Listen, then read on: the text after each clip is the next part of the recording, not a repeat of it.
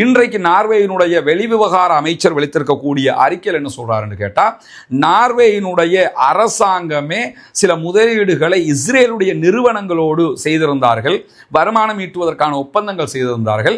இந்த ஒப்பந்தங்களை எல்லாம் நாங்கள் நிறுத்தப் போகிறோம், தடை செய்ய போகிறோம், எதையெல்லாம் செஞ்சு பாலஸ்தீன மக்களுக்கு துணையாக இருக்க முடியுமோ அதையெல்லாம் செய்ய போகிறோம் என்கிறது நார்வே. இதே நேரத்தில் அமெரிக்காவில் இருக்கக்கூடிய பல மாநிலங்களும் இந்த நிலைப்பாட்டில் இருக்கக்கூடிய காட்சிகள் வெளியாகி கொண்டிருக்கக்கூடிய சூழல்ல அமெரிக்காவினுடைய அதிபர் டொனால்ட் ட்ரம்ப் விடுத்திருக்கக்கூடிய அறிக்கையில் என்ன சொல்றாருன்னா, யாரெல்லாம் இஸ்ரேலிய நிறுவனங்களுடனான தொடர்புகளை துண்டிக்கிறார்களோ, இஸ்ரேலிய நிறுவனங்களில் நிதியுதவி செய்ய மாட்டோம் என்று மறுக்கிறார்களோ, அந்த மாநிலங்களுக்கு சென்ட்ரல் கவர்மெண்ட் தரக்கூடிய அனைத்து உதவிகளையும் நாங்கள் நிறுத்துவோம் என்று சொல்லியிருக்கிறார்.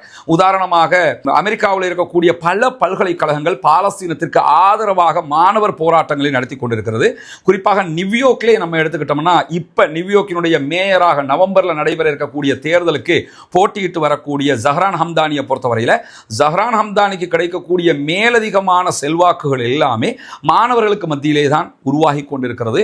அங்கிருக்கக்கூடிய அவருடைய பாலஸ்தீன ஆதரவு நிலைப்பாடும் ஜஹ்ரான் ஹம்தானிக்கு கிடைக்கக்கூடிய மிக பெரும் வரவேற்பாகவும் இருக்கக்கூடிய சூழல்ல தான் எந்த மாநிலங்கள் எல்லாம் இஸ்ரேலோடு எதிர்க்கிறதோ, இஸ்ரேலோடு தொடர்புகளை துண்டிக்கிறதோ, அந்த மாநிலங்களுக்கு சென்ட்ரல் கவர்மெண்ட்டுடைய நிதி உதவி கிடைக்காது, தரமாட்டேன் என்கிற அறிவிப்பையும் தெளிவாகவே அமெரிக்காவினுடைய அதிபர் டொனால்ட் ட்ரம்ப் சொல்லி இருக்கிறார். இதெல்லாம் நமக்கு என்ன காட்டுதுன்னு சொன்னா, டொனால்ட் ட்ரம்ப் மாதிரி ஒரு கிறுக்கன்ட்ட போய் யாருமே நீதியை எதிர்பார்க்க முடியாது. டொனால்ட் ட்ரம்ப் மாதிரி ஒரு ஆள்கிட்ட நீதியை எதிர்பார்ப்பது முட்டாள்தனம்.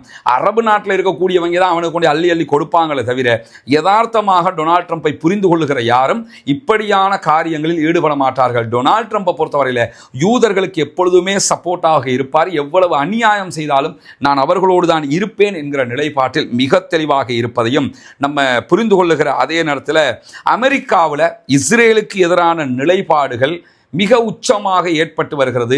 இஸ்ரேலுக்கு ஆதரவான நிலைப்பாடுகள் நொறுங்கி வருகிறது. இஸ்ரேல் ஒரு தீய நாடு, இஸ்ரேலால் எந்த நலவும் இந்த உலகத்திற்கு கிடையாது என்கிற நிலைப்பாட்டை அமெரிக்கர்கள் எடுத்துக்கொண்டிருக்கிறார்கள் என்கிறார் இஸ்ரேலுடைய முன்னாள் பிரதமர்களில் ஒருவராக இருக்கக்கூடிய நப்தலி பென்னட் அவர்கள். இஸ்ரேலுடைய ஆல்மர்ட்டாக இருக்கலாம், அதே மாதிரி இஸ்ரேலுடைய இன்றைக்கு இருக்கிற பெஞ்சமின் நெத்தன்யாஹுக்கு முன்னால் இருந்த இன்றைக்கு உயிரோடு இருக்கிற பல பிரதமர்களும் இஸ்ரேலுக்கு எதிரான நிலைப்பாட்டை எடுத்துக்கொண்டிருக்கிறார்கள். காரணம் என்னன்னா, அவங்களாம் பாலஸ்தீனத்துக்கு ஆதரவானவங்க அர்த்தம் இல்லை. நாடு கேவலமாக போய்கிட்டு இருக்குது, நாடு மேல அதிருப்தி உண்டாகிக்கிட்டு இருக்குது, சர்வதேச மட்டத்தில் நம்ம நாட்டை கேவலமாக பார்க்குறாங்க. இந்த யுத்தம் தோல்விக்கு மேல் தோல்வி அடைகிறது என்பதால் தான் இன்றைக்கு நப்தலி பென்னட் வெளியிட்டிருக்கக்கூடிய அறிக்கையில் என்ன சொல்றாருன்னு சொன்னா,